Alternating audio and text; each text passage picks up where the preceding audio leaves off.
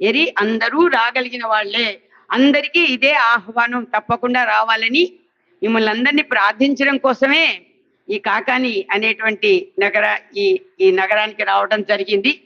కాబట్టి అందరూ కూడా శివుణ్ణి కూడా అదే దండం పెట్టుకుని వచ్చాను. అయ్యా నువ్వు పెద్దవాడివి, తల్లిని మొక్కుకున్నాను స్వామి అమ్మని, అమ్మ నువ్వు పెద్ద ముత్తైదువే, ముందర నీకు పెట్టి నిన్ను పిలిస్తే అప్పుడు అందరిలో చేరి నువ్వు సంకల్పాన్ని కలిగిస్తావమ్మా, అందుకే నిన్ను మొక్కడానికి వచ్చాను. ముందర తల్లి తండ్రి మీరిద్దరూ ముందర అనుగ్రహించి అందరిలో భావన రూపంలో సంకల్ప రూపంలో చేరి అందరినీ కూడా తీసుకురండి. అటువంటి మరి పుణ్యారాధనలో, ఎందుకంటే గురువుల రుణం తీర్చుకోవటం మన వల్ల కాదండి, మనకి తెలియదు కూడా. మా గురుదేవులు అంటుండేవారు, ఎవరైనా మీ రుణం తెచ్చుకోవడం చాలా కష్టం, అంత పెద్ద పెద్ద మాటలు అనొద్దులేండి, చెప్పింది ఏదో మీరు ఆచరించండి, దానివల్ల మీరు ఆనందం పొందుతారు అంటుండేవారు.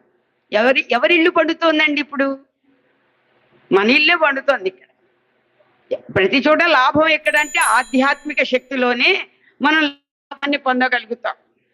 అలాగా ఇక్కడ ఏమని పడుతుందంటే అజ్ఞాన నిర్మాల్యాన్ని ఎప్పుడైతే మనం తొలగిస్తామో అక్కడ సోహం భావేన పూజయే. మనం నిరంతరము నిద్రపోతున్నా కూడా ఉచ్ఛ్వాస నిశ్వాసల ద్వారా మనం రూపంలో ఉన్నటువంటి పరమాత్మని మనం అట్లాంటి రూపానికి తీసుకెళ్ళటం కోసం మహాత్ములు మనకి మార్గాన్ని సూచిస్తున్నారు. అలాగే గురుదేవులు అంటుండేవారు, అటుపక్క గురు సోదరు చెప్పారు, నారాయణమూర్తి ఇటుపక్క శివుడు, హరిహరులు ఇద్దరు వీడిని తెచ్చుకుని మధ్యలో కూర్చోపెట్టుకున్నారు అని శ్రీ గురుదేవులు ఎప్పుడు అంటుండేవారు. అటుపక్క హరి, ఇటుపక్క హరుడు, హరుల మధ్య కాళీ వినాశనం ఉంది. అందుకని ఇద్దరికి భేదం ఉందా అంటే శివస్య హృదయం విష్ణు, విష్ణోశ్చ హృదయగం శివ.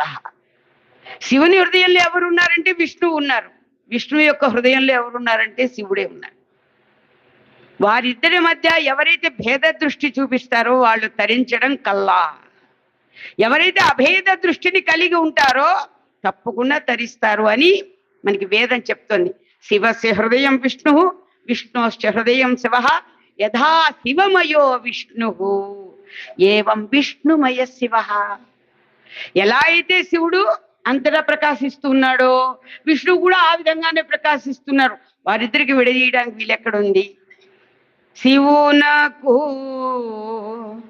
మాధవునకు ఇసుమద భేదము లేదురా.